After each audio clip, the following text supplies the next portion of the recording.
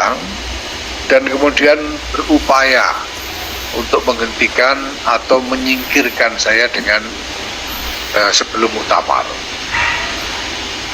Dan hal itu dilakukan dengan menggunakan, saya kalau boleh memakai istilah yang lebih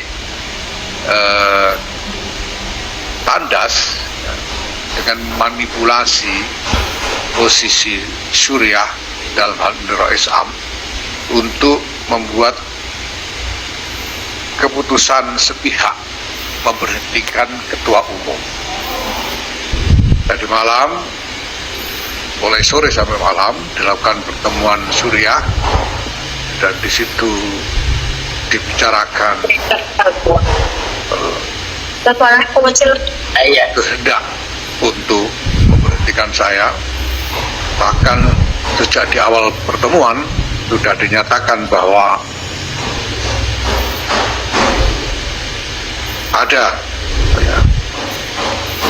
keinginan untuk memberhentikan saya, dan kemudian dibuat narasi-narasi untuk menjustifikasi kehendak itu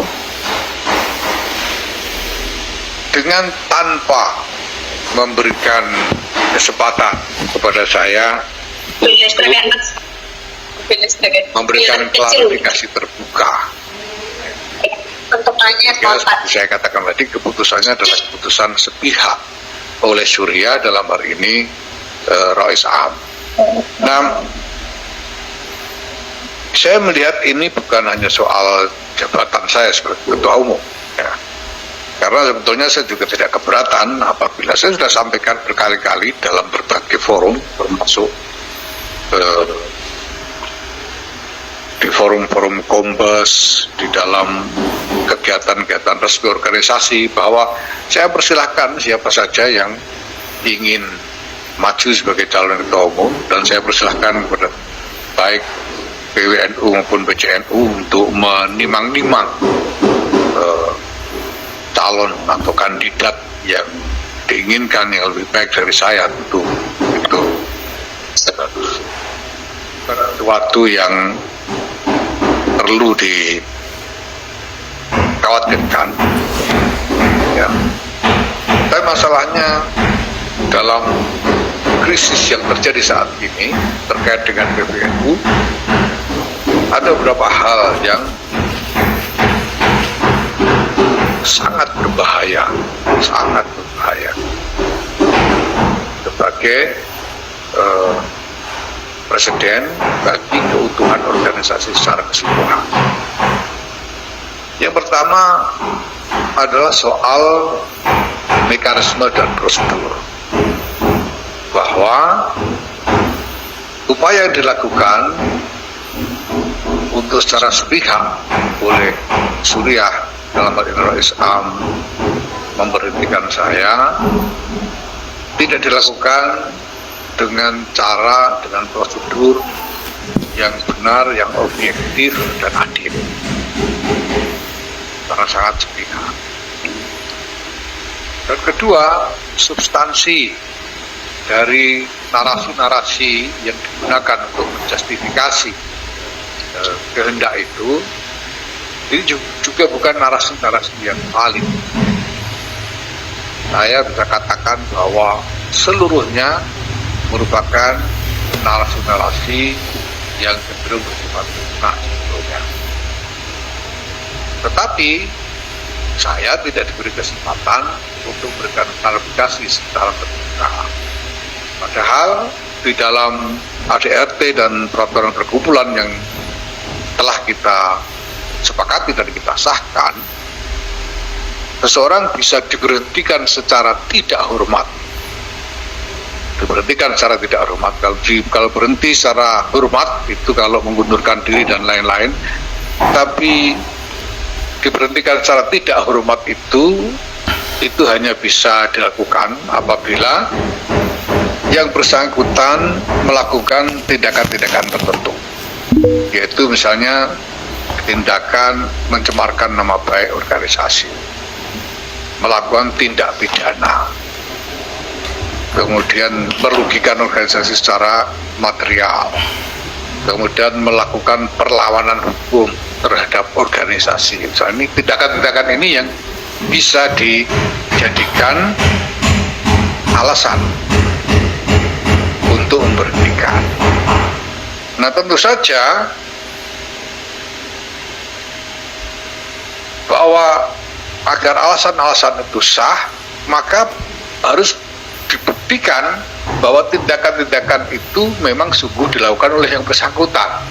Maka satu proses pembuktian yang benar, objektif juga harus dilakukan.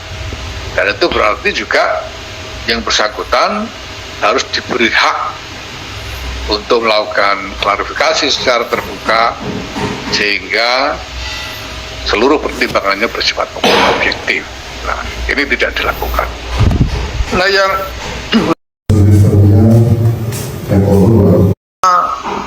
adalah soal mekanisme dan prosedur, bahwa upaya yang dilakukan untuk secara sepihak oleh Suriah dalam hal ini Rais Am memberhentikan saya tidak dilakukan dengan cara, dengan prosedur yang benar, yang objektif dan adil,